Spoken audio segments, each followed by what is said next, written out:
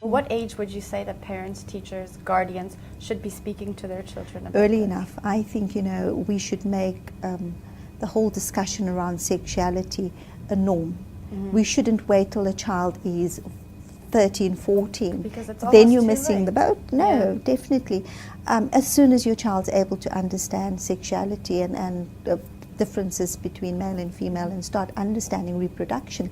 So I think it should be normal conversations we should be having with our 4 or 5-year-olds already. Yeah. So for them to start and engaging with that. But then you've also got to look at your own difficulties in speaking about it. How do you speak to a 4 or 5-year-old about that subject?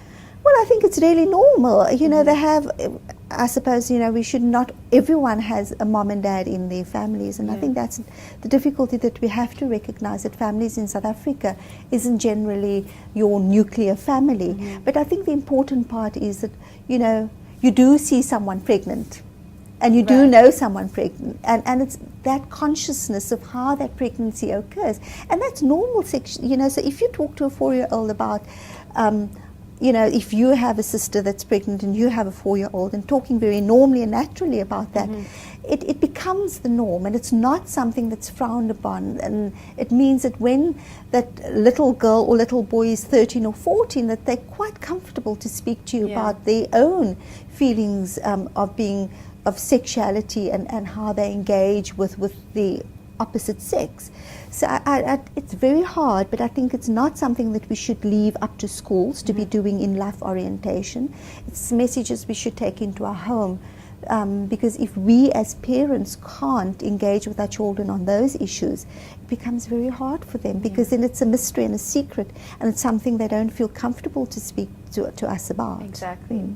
Now, where can any women who may be struggling with contraception or maybe pregnant or who are feeling a little bit hopeless, like we spoke about before, where can they get information to help them move through this? Well, I think the important thing is that there are a number of NGOs out there or non-governmental organizations that offer services. So you have organizations like Planned Parenthood who offer services where women can go to speak. There's also your FAMSA, which is an NGO that looks at counseling.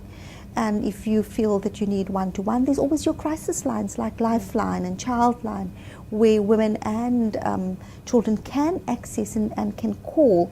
And it's, you don't have to give your name, you don't have to, it's all confidential, and they're able to refer. So it's a phone call away where you're able to make a phone call, and they will then refer you on to appropriate services. But I think, if you as a woman or girl are feeling quite helpless, you don't know what to do, please phone a helpline. Don't sit at home and feel Make use overwhelmed, of what's available to because you. those services are there. And I would say the first point is just to pick up that phone, and most of the helplines are free. So that's a service that you can access. Those counsellors are trained, would be able to refer you to your nearest counselling service in your community. And I think that's the first step in the right direction.